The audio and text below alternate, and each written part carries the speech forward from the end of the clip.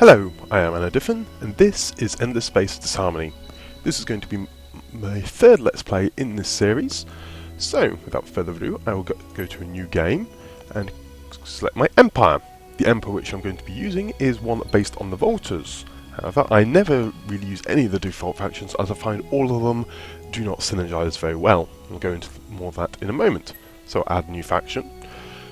What I find with the Volters one is Black Thumbs is incredibly harsh. Reducing your growth by 10% is a huge deficit. The other thing I do not like is Fearless Warriors, as I find that defensive on a planetary system is pretty much useless, as invasion ships are incredibly powerful and will very readily override any defense on a system in short order. So I don't think either of those are worth taking. Initial Science, again, I think is a bit of a waste of points, so I never normally take that. Kitchen Scientists, I think, is a waste compared to Scientists. Or Kitchen Chemists, not Kitchen Scientists. As 22 points into this would only cost 20 points, and that gives you a 20% bonus. If you're already producing 5 Science, then you're getting that already. And if you're lower than that, then it will not happen for very long. This is good for very early game, but for later game and pretty much through the entire game, Scientists will always work for you. So I'll remove that. Legendary Heroes, a good amount of experience. You start with level 3 heroes, but heroes are not too difficult to level up to start with. It is nice initially, I'll give it that, and you can get some incredibly big bonuses if you get an admin hero to start with. You can be really throwing out colony ships in a horrendously short amount of time, really. But I will be taking that off. Rebellion. Rebellion is one I think I will keep. I may knock it down one level, but the reason for this is the ownership gain. You can take over systems and make them colonies quicker. They normally start as outposts. The reason for this is the Volter's Affinity, which is, once constructed, the portal consumes all remaining movement points when used, and it requires at least 1 movement point. This allows you to teleport fleets between systems, but only when they are colonies. As such, it is important to get them to colonies as quickly as possible. Crowded planets I don't think is useful, so I'll take that off. So I think I will boost up Scientists, because huge amounts of science, getting a scientific lead is incredibly useful in this game. And then one of the most important is optimal structure. An additional 30% tonnage on all ships is immensely powerful. That means more weapons or more defense, or in my case, more of both. Under defense, I will actually take deficits, so I will weaken my ground forces, make my systems considerably weaker. But it means that I will actually get 5 more points and use that elsewhere. Heroes, I'm going to be playing on endless difficulty, so pilots are incredibly helpful, and I'll be taking again Dust Impaired and Sloppy Sawbones. Dust Impaired, I almost never use any of the abilities on heroes, and by the time I do use them, they're either the very cheap ones or I have so much dust it doesn't matter. And Sloppy Sawbones, if I'm losing heroes, I'm going to be on the back foot and probably going to be losing already. So that it is very rare to happen. I may lose maybe 1-2 heroes throughout an entire game, but it's going to be very rare. Eternal War I will be taking, as I pretty much always take it. I find diplomacy in this game fairly lackluster. I prefer to win with an iron fist. Space Battle. Some of these are worth considering for a few points here and there.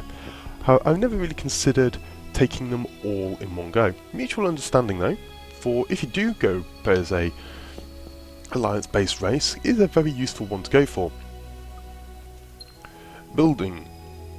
These I have considered. They are very useful. Industry cost reduction on buildings or ships, both useful. These, the Masters of Destruction or Illusion, without weapon module, that can be incredibly useful if you go for pure carriers, which is something I'm going to be trying to do with this race. I'm going to try heavily focus on carriers. I'm not going to go fully into carriers because I did try that on a Harmony playthrough at one point, and it just doesn't work because it takes so long to get the tech. By the time you get it, the enemy have already overrun half your systems. I'm going to take cloning level 1. This, I never used to think this was much use, but all of those systems are a class of 4 or 5 planets, none of which have any food production by default. By taking this, it will give them all a nice bonus to growth, whereas normally they are of extremely slow growing and nothing much happens in them.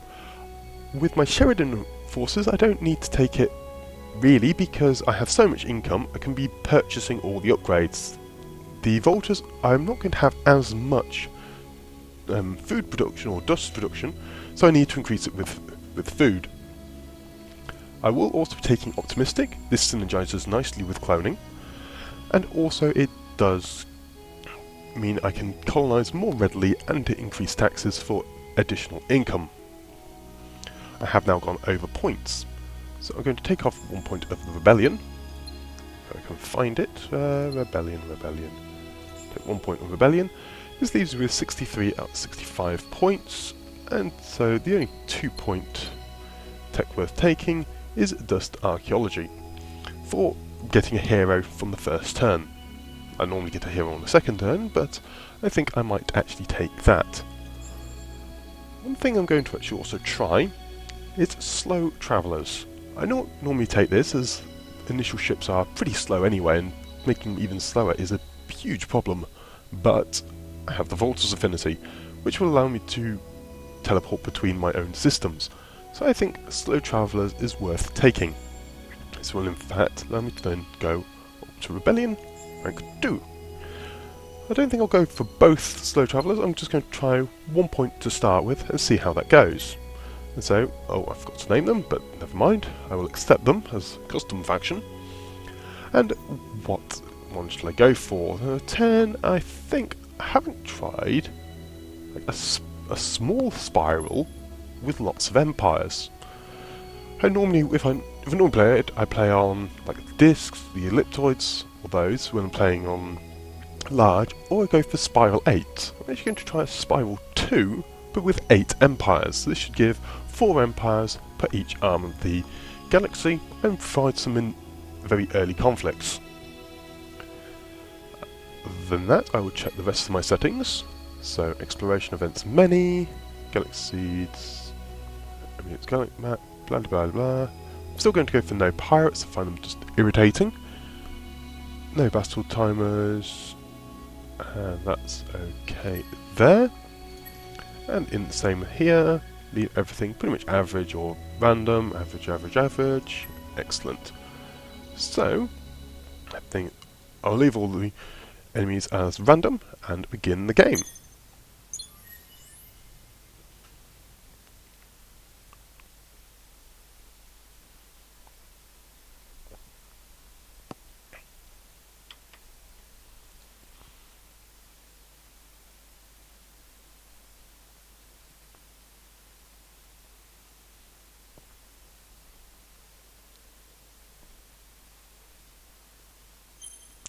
Excellent. So the game has begun. I'm at Arcab, and there were quite a few nice explorations events right nearby. Wells of Wisdom, excellent. This is good. Lots and lots of explosions, lots of bonuses. Fantastic. And heroes, who do I have? I have a pilot admin, nice. A pilot adventure, fantastic, and a commander, was a corporate. Okay, but we shall go into this next time.